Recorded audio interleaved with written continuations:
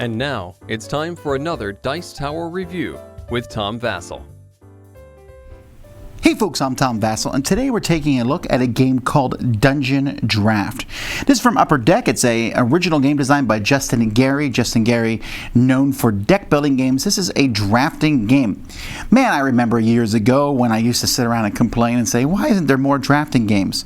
We no longer have that problem, so this is kind of one that we expected to see at some point. There's a lot of drafting games out there. Why not have one where you go into a dungeon and draft cards that let you attack creatures and get enough military to fight them? In fact, I could have probably guessed the rules to this without having read them. That doesn't mean it's a bad idea, though. Let's take a look.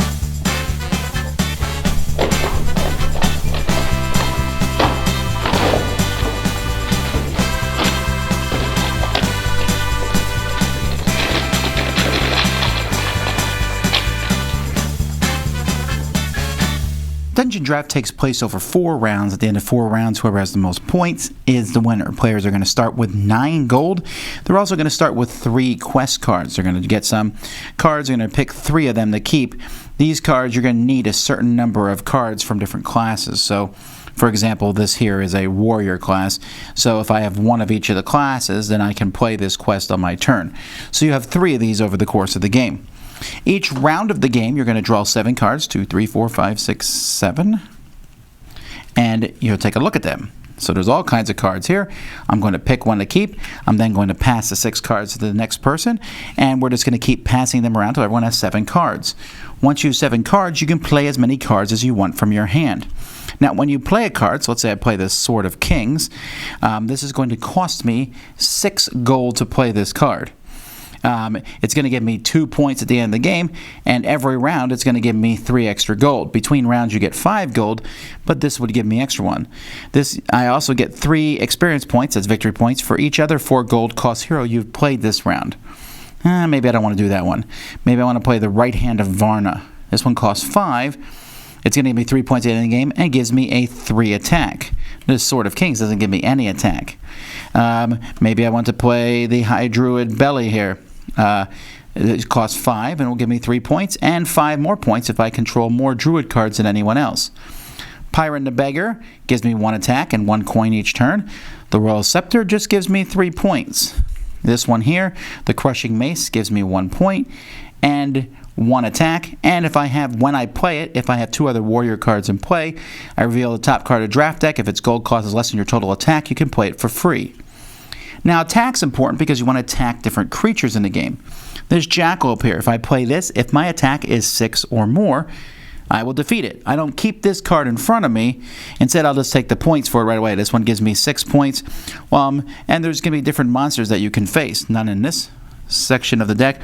Here, if I kill the goblins, I'll immediately get 2 gold. I kill the red dragon, 5 gold. The Reaper, I get the top 2 cards of the draft deck for free. I can play a card with gold coin cost equal to or less than my total attack for free. So you're deciding as you draft these, do you want attack? Do you want gold that you'll be getting from turn to turn? Or are you just going to try to play cards that are worth a lot of victory points, or like this Hidden Dagger of Death, or are you going to play cards that do all 3? And so that's pretty much the game. After the round's over, you'll draw 7 more, draft the opposite direction, and after 4 rounds, you add up your points you've gotten during the game, plus all the points of the cards in front of you, plus points for quests. So remember, like this one here, when you play this quest, it gives no points. Druid cards just cost you 2 less for the rest of the game. But some of them, it was worth no points. But some of them are worth points on the sides of them and can also be activated. Or this one here, if you have the Royal Scepter and the Royal Ring, you gain an extra 10 victory points. And this one gives you attack. So that's that. For the rest of this, I'm just going to show you some more of the cards that are in here so you can kind of see a look of the artwork and things like that. In fact, let's talk about components. So the tokens for points and experience and coins, they're fine. They're not like fantastically unusual and different, but they work for this game. You'll be taking a lot of them.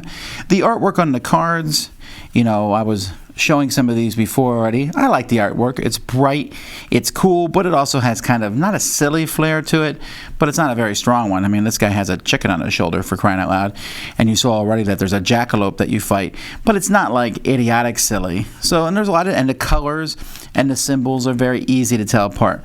The card quality itself is okay. It's not fantastic, but I never had any problem getting a card going, what does all this stuff mean? That was really simple. Experience points, attack, and many special abilities. They're very easy to figure out. I like Dungeon Draft a lot. It's fun. I like it despite its flaws. And the flaws aren't really that strong, but for example, the theme is super generic fantasy. Okay, that's not necessarily a flaw, but that's not necessarily something I'm jumping out of my socks about either. The bigger problem with the game is sometimes it just doesn't, because there's so many cards. The box is like 200 cards, right? And sometimes you'll just, okay, I got my attack up. Now give me the creatures I need. And there's just no creatures coming out that round. That's very, very possible. Or lots of creatures come out and you don't get enough cards to fight them off. But that's kind of a minor thing. That's a little bit of luck in the game, but it still kind of works out. And you're just having fun. You're collecting cards. I need these cards because of my quests. I need this card because I just like it. You'll find that money can be pretty tight. I mean, you start with 9, which essentially means you can buy any card you want. But if you buy a very expensive card, that may be pretty much all you do that round. So you want to buy a few cheaper cards the first round. I almost wish the income was slightly higher maybe, because then you would be able to draft more cards each round, but you will find that it does snowball pretty quickly, and by your 4th round you're like, whatever I get, I can take it. Maybe not money-wise, but attack-wise, after a while you're like, I can kill anything. Unless, of course, you don't go for attack and you go for something else. And the game does offer those divergent strategies. So where does this lie in the realm of drafting games? There's quite a few out there, probably the most famous being Sushi Go, a very simple game. This is slightly more complex than that. But at the same time, it's not that complex. If you like the idea of the fantasy dungeon, or just maybe sitting in the bar after the dungeon all talking about your exploits, that theme, while not extremely strong, comes through strong enough to make this one fun. And because there are 200 cards, it does mean every game's going to be different, so you'll be able to play this time and time and time again. I'm not sure Dungeon Draft offers anything new to either its genre or to the mechanisms of drafting.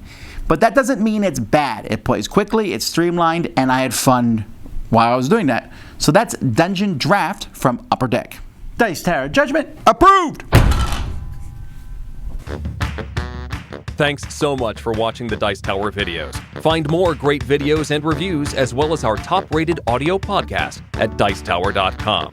You can also find other great shows at Dicetowernetwork.com. I'm Eric Summerer, and you've been watching The Dice Tower. The Dice Tower is sponsored by Cool Stuff Inc., where you can find great games for great prices. Cool stuff in stock. Check them out at CoolStuffInc.com.